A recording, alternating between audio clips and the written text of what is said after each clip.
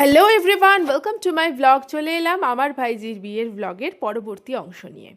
ব্লগের শুরুটা কিন্তু অন্যরকমভাবেই করলাম। রিসেপশনে যাওয়ার সময় বাসে আমরা কীরকম মজা করেছিলাম সেটুকু দিয়েই শুরু করেছিলাম। যাই হোক, এটা হচ্ছে বিদায়ের মুহূর্ত।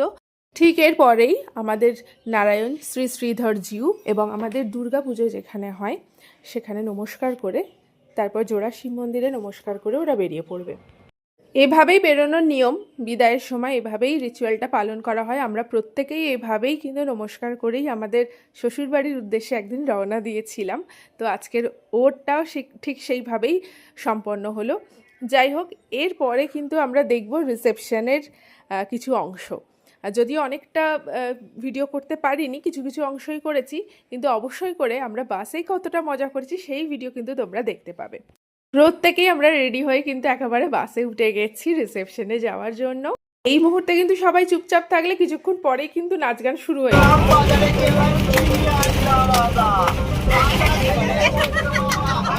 আমাদের বাড়ির বিয়েতে কখনো এইভাবে এত নাচ গান করতে করতে বিয়ে বাড়ি মানে রিসেপশন বা বরযাত্রী কনেযাত্রী দুটোতেই কখনো যাইনি। তো এটাই বোধহয় আমাদের বাড়ির বিয়ের প্রথমবার যেভাবে আমরা গেছি এত মজা করতে করতে বা এত হুল্লোড় করতে করতে। যাই হোক, পরবর্তী অংশ নিয়ে তাড়াতাড়ি ফিরে আসছি। সবাই সঙ্গে থেকো, ভালো থেকো, টাটা।